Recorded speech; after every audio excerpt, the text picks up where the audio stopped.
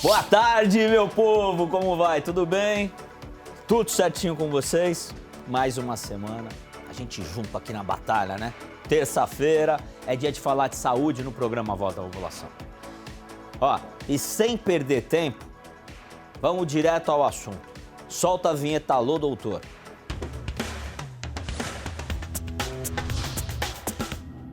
Doutor Luiz Piovesani, sempre nas terças-feiras aqui, tudo bem? Prazer enorme ver conversar com vocês, pessoal aí de todo o estado, São José do Rio Preto, Ilhabela, Campinas, Baixada Santista.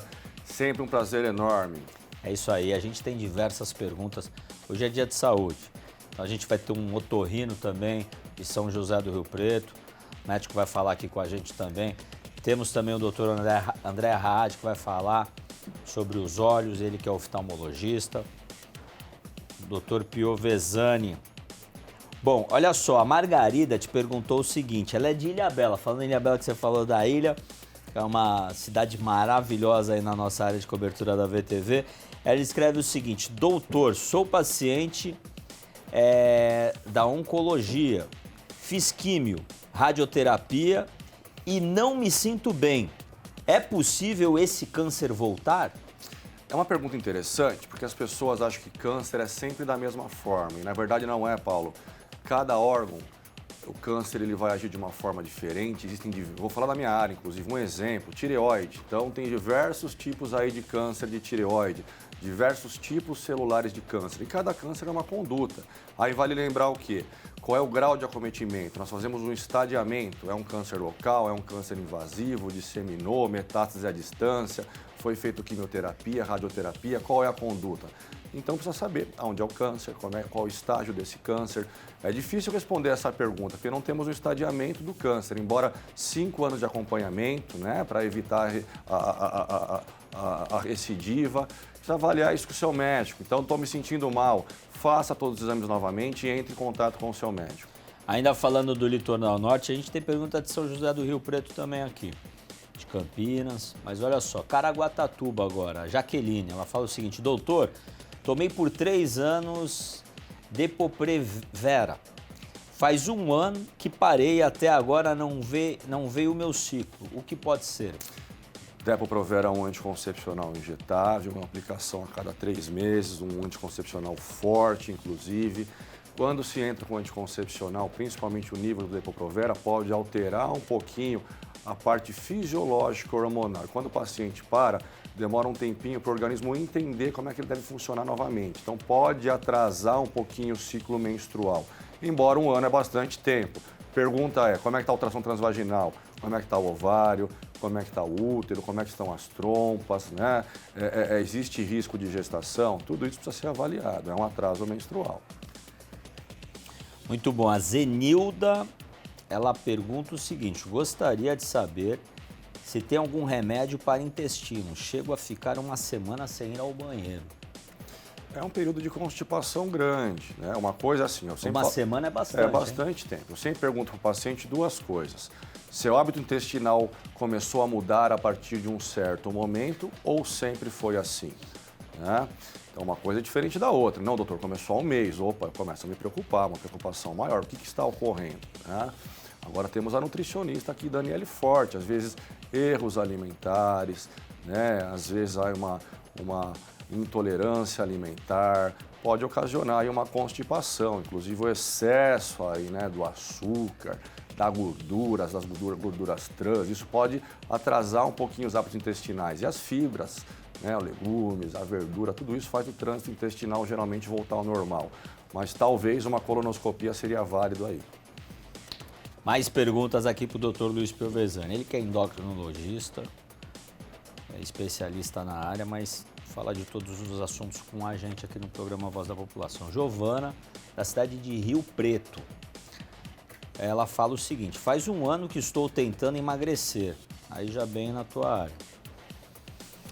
Faço dieta e atividade física, mesmo assim não emagreço. O que pode ser? Sempre que eu faço com meus pacientes, sempre, é uma investigação laboratorial, é uma investigação hormonal, metabólica.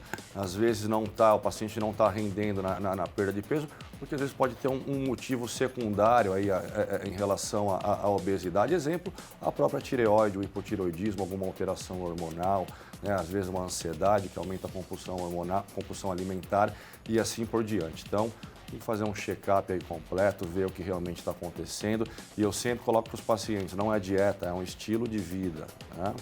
Mesmo porque faço a dieta hoje, paro, amanhã depois eu volto a engordar novamente. E olha só aqui, ó. Esse paciente é de Presidente Prudente. Assim, ó, é a Lourdes, Presidente Prudente.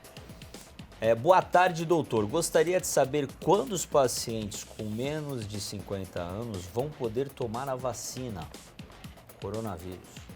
Legal essa pergunta. É legal essa pergunta e, na verdade, seguimos o Plano São Paulo, né?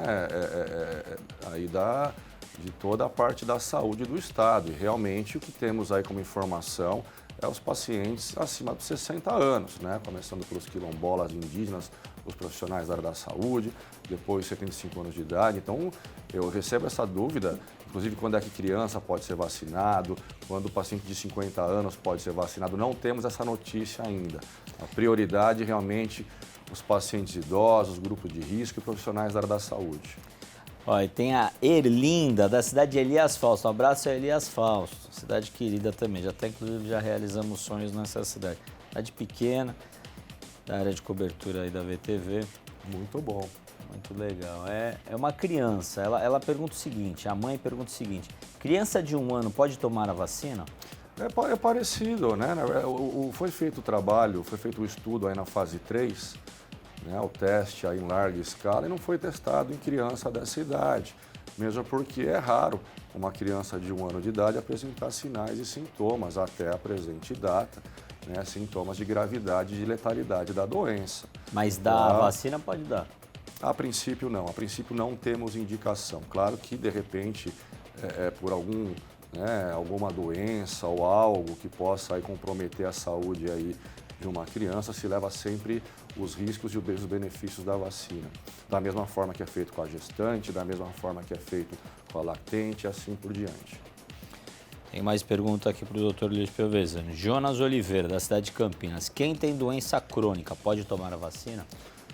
Quem tem doença crônica, hipertensão arterial, diabetes, com certeza. Agora, as doenças crônicas, exemplo, que mexe com a parte da imunidade, então um paciente com câncer fazendo aí um trabalho aí de um tratamento de quimioterapia, né, um paciente que fez um transplante renal, ou algum tipo de transplante em uso de corticoide, que faz cair também a imunidade, esse paciente realmente não pode tomar vacina. Onde você mexe com a imunidade, onde você derruba a imunidade, você não vacina o paciente. Agora, hipertenso, diabético, o paciente com colesterol alto, dislipidêmico, com certeza nenhum problema. Um abraço. Fiquem com Deus. Vamos dar um recado do Eu Quero Grana, maior agência popular de crédito do país. Ela fechou aí uma grande parceria para atender você, tá? Então, ó, sem consulta ao SPC, sem consulta ao Serasa, você vai ganhar R$10 em depósito quando você abrir a conta. Abriu a conta, ganha R$10. Pá! Você aposentado, servidor público, pode pedir o seu crédito internacional no cartão de crédito do Eu Quero Grana. Você não vai pagar nenhuma taxa por mês. A maioria dos cartões de crédito cobra aquele mensal, né? E outra coisa, você pode sacar 95% do seu limite em dinheiro. Você está lá com o teu cartão de crédito, às vezes você quer sacar dinheiro, você pode sacar também. Você pode fazer uma parcela de 84 vezes no empréstimo com 1,8%, 1,8% na taxa. Isso aí não existe, é lá no Eu Quero Grana. Vai lá, saiba mais, mande o zap lá no Quero Grana, 19 9845 00303 ou ligue 19 3009 6810, ok? Eu Quero Grana, maior agência popular de crédito do país, hein? E ainda você pode pegar o seu veículo como garantia e entregar para eles que eles pagam 80% da cotação do seu carro. Você paga em 120 meses, dinheiro rápido, dinheiro fácil, Eu Quero Grana. É bom sempre falar do Eu Quero Grana. Eu gosto muito. Agora vamos continuando com o programa no Alô Doutor. Vou falar com o doutor Alexandre Colombini. Ele é otorrino. Tudo bem, doutor? Deixa eu ficar Tudo bom? aqui. Boa tarde. Prazer falar com você, viu? Obrigado por atender nosso programa. E um dos sintomas mais característicos do Covid é deixar de sentir o cheiro e o gosto das coisas, né? Eu tive Covid, sinceramente eu não tive isso, mas a minha mulher teve essa falta de paladar. Esses dois sintomas sempre aparecem juntos quando aparecem, é verdade? Exato. Existem alguns estudos que apontam que até 86% dos pacientes que vão ter os sintomas leves aí da infecção pelo coronavírus vão ter algum tipo de perda de olfato e do paladar. Eu também tive o Covid, tive um exame positivo, felizmente não tive clínica nenhuma, mas é muito comum no consultório, nos hospitais, no ambulatório, a gente pegar os pacientes que tiveram a perda de olfato e do paladar, e que é uma coisa horrível, né? Imagina a nossa vida sem poder sentir o gosto e o cheiro das coisas. E depois que passa esse período de infecção do coronavírus, a pessoa pode ainda ficar com esses sintomas? Isso, a gente observa que o tempo que a pessoa fica com essa perda de olfato e paladar varia muito, varia em média de 4 a 8 semanas. E é muito importante o paciente que teve essa perda de olfato, depois que passou aquele período de 10, 14 dias de isolamento, procurar uma ajuda médica para a gente iniciar um tratamento, uma fisioterapia respiratória, um treinamento olfatório para a gente conseguir reabilitar esse olfato do paciente e o paladar. É engraçado, né? Porque tem gente, eu li uma notícia que teve gente que já ficou até 6 meses sem o olfato. Tem. Né? Tem pacientes Como que que a chegam pessoa pode resgatar esse olfato? Existe uma técnica? Tem. Então, são duas coisas que a gente tem que fazer. Primeira coisa seria um treinamento olfatório, onde as pessoas vão pegar algumas substâncias, como café, cravo, menta, baunilha, maracujá, e vai fazer um treinamento, onde você vai pegar uma pequena porção dessa substância e vai inalar durante 15, 20 segundos, igual tá mostrando aí no vídeo. Aí, um intervalo de 10, 15 segundos, pega a segunda substância e você vai fazer isso umas 3 vezes por dia. Além desse treinamento olfatório, existem algumas medicações que aí o otorrino vai prescrever de acordo com cada paciente, que também podem auxiliar na recuperação desse olfato e do paladar. Essa distorção do cheiro, né, saindo do paladar, explica pra gente, a pessoa ela não sente o cheiro, é isso? Das coisas também pode acontecer? Tem vários graus de distúrbios, né? A pessoa pode ter a hiposmia, que significa uma diminuição do olfato. Ela pode ter a anosmia, que seria a perda total do olfato. E aí ela pode apresentar ainda mais outras duas coisas. Uma coisa que chama parosmia, que é o distúrbio do olfato. Então, por exemplo, você sente o cheiro do café, mas tem um cheiro estranho, tem um cheiro ruim, tem um cheiro podre. Ou, por exemplo, você tem uma outra situação que chama fantosmia. Não tem estímulo odoro nenhum, ou seja, não tem nenhum cheiro perto de você e de repente você está sentindo o cheiro de cigarro o tempo todo. Então tem bastante paciente que relata isso. Poxa, eu estou em casa, ninguém fuma e eu estou sentindo o cheiro de cigarro o tempo todo. Se a pessoa tiver um resfriado comum, ela pode também sentir essa perda de paladar, de olfato ou não? É só mesmo Covid? Não, pode sim. É que como a gente está numa pandemia e a gente sabe que um dos principais sintomas, aí, um dos sintomas comuns do coronavírus é a perda do olfato, qualquer pessoa que tem uma perda de olfato nesse momento, a gente obrigatoriamente tem que suspeitar de coronavírus. Mas uma infecção respiratória, um resfriado, uma gripe, uma sinusite, contato com produtos químicos ou até mesmo algum acidente onde o paciente bateu a cabeça e tudo mais, pode levar a uma perda de olfato. Então existem outras doenças que devem ser pesquisadas e investigadas quando o paciente tem a perda de olfato e do paladar. Doutor Alexandre Colombini, otorrino, obrigado por você responder as dúvidas aqui do programa Voz da População. Possivelmente aí vamos entrar outras vezes aqui no Alô Doutor, que é o programa que a gente fala terça-feira com os médicos. Foi um prazer falar com você. Enorme prazer, eu estou sempre à disposição, precisando, é só chamar. Obrigado, um grande abraço.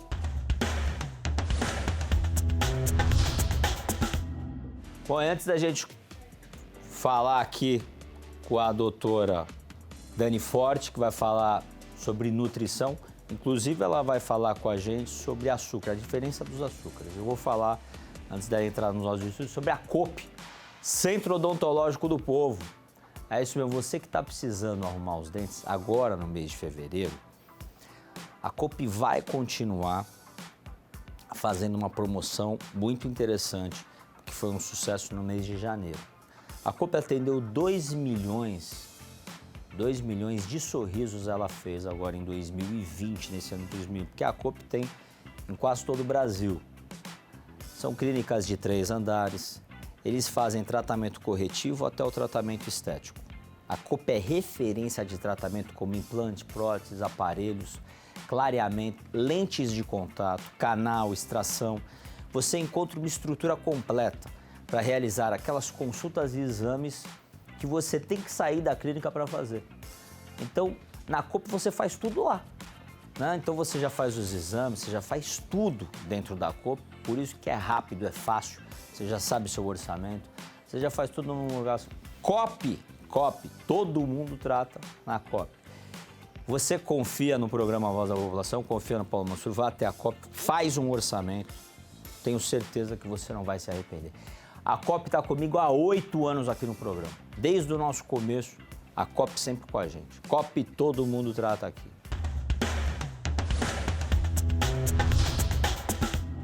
Olá, Paulinho. Tudo bem? Você é sempre bonita, né? Obrigada. Encantando os nossos olhos aqui da produção inteira. Obrigada. Todo mundo fala bem da Dani Forte. Por que a Dani Forte é bonita? Por que a Dani Forte tá magrinha? Porque ela sabe da nutrição. Ah, quem me dera, né? Ela sabe da nutrição. Inclusive, ela pega no meu pé também. Não pode comer isso, não pode comer aquilo. O que a gente tem hoje aqui? Paulinho, hoje eu trouxe para você todos os açúcares mais consumidos, tá? São os açúcares que a gente consome em casa, na nossa mesa. Então eu vou explicar um pouquinho desses açúcares que as pessoas não têm nem noção como legal. que é. O que eu trouxe para vocês conhecerem, que muita gente não sabe? A diferença dos açúcares.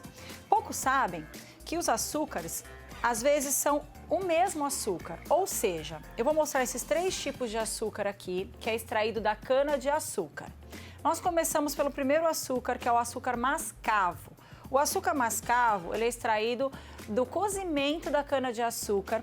É um açúcar que ele contém um pouco mais de nutrientes, tá? Todos os açúcares, eles têm nutrição. Ele tem vitaminas do complexo B, eles têm minerais e eles passam por processo de refinamento. O açúcar mascavo, ele não passou por processo de refinamento, ou seja, ele ainda contém seu poder nutricional, tá? Depois do açúcar mascavo, vem o demerara. Ele passa por um refinamento, é o mesmo açúcar. Então, ele é um pouco refinado e aí ele vai ficar um pouquinho mais claro e ele perde um pouquinho do seu poder nutricional, um pouquinho das vitaminas e dos nutrientes. Depois, ele passa a ser o açúcar branco, que é aquele açúcar que a gente mais utiliza na nossa cozinha, na nossa casa. Ou seja, é um açúcar que não tem nada de nutrição. Ele perdeu todos os nutrientes, todas as vitaminas, todos os minerais e é adicionado alguns aditivos para ele ficar branco, principalmente o enxofre. Então, é um açúcar que eu diria que é um dos piores, tá? Mas o que a gente tem que pensar? Que açúcar é açúcar, todos eles vão oferecer calorias e vão engordar. Se você tiver que pensar em consumir um açúcar menos calórico, isso não tem. Mas um que tem um poder nutricional um pouquinho maior, eu já falaria para consumir o açúcar mascavo. Aí eu trouxe também para vocês o mel, né? Que o mel é muito utilizado. É o mel extraído da flor da abelha, né? E é o mel que contém um alto poder nutricional, mas ele é muito calórico. Ele tem o dobro de caloria, dependendo de um açúcar mascavo. Mas ele tem um alto poder nutricional, então ele tem bastante vitaminas e bastante minerais. E por último, eu trouxe o açúcar de coco, que muita gente não sabe, acha que o açúcar de coco foi extraído do coco e ele é extraído da folha de coco. E ele não passa por nenhum processo de refinamento, ou seja, ele consegue manter toda essa parte nutricional que também é muito alta. Ele é riquíssimo em complexos B, vitaminas do complexo B e minerais, como magnésio, zinco, ferro. Então, tá aí, Paulinho, a diferença dos açúcares que as pessoas consomem e não sabem. Mas eu queria deixar muito claro, gente, que açúcar é açúcar, tá? Eles têm uma alta quantidade de calorias, então cuidado com o açúcar. Não é porque tem um pouquinho mais de nutrição que você pode consumir. E a minha dica seria, se você me perguntar... Uma pergunta é a seguinte. Todos esses açúcares, tem 1, 2, 3, 4, 5 açúcares diferentes. Qual que, da sua opinião aqui, que você já falou, era o mascavo que você... Isso. É o menos pior. E o de coco, né? E o de coco. E o de coco. Esse é da cana-de-açúcar, esse é da folha de coco. São 2 açúcares que não passou por processo de refinamento. O mel também não passa, mas o mel é muito calórico. Muito calórico. Ele tem o dobro de caloria de um desses 2 açúcares aqui. Ok. E o açúcar, que é o refinado, que é o que mais usam, esse é o pior açúcar. Esse é o pior, Paulinho, porque eles colocaram aditivos nele, como o enxofre. Então você está consumindo, além de calorias altíssimas, 0 de nutrição, porque tirou todos os nutrientes, e você ainda está consumindo aditivos. Às vezes eles colocam outros aditivos ainda para ficar mais branquinho, mais levinho. Aonde que a gente acha esses açúcares? Qualquer supermercado. Embutido. Não, embutido em alimento. Tá. Por exemplo, o açúcar refinado é um açúcar que tem no pão? Muito. Você pode dizer que tem mais ou menos aí um pãozinho de 50 gramas, quase uma colher de açúcar. Aí é tristeza com o povo brasileiro. O povo brasileiro gosta de uma média. A gente gosta de comer um pãozinho. Então, é isso que tem que calcular, né? Então, a gente tem uma média de açúcar por dia, que as frutas também já contam nesse excesso de açúcar. Então, uma média de uma colherzinha aí de sobremesa, Mas não tem pão que tem mascavo, por exemplo? Tem pão que tem mascavo. Mas, existe? sim, mas é açúcar, Paulinho. Tá. Para vocês entenderem, tem a mesma quantidade de calorias, tá? Ou seja, uma colher desse tem a mesma quantidade calórica. Porque ele vai fazer a mesma e o pico glicêmico vai ser igual. O pico de glicêmico é a quantidade de açúcar que entra no nosso metabolismo, tá? Então, é exatamente igual. Mas, quando a gente vai escolher um açúcar melhor, vamos escolher pelo poder nutricional, né? E por não ter aditivos tóxicos. Então, a gente diria que esse e o de coco é o melhor.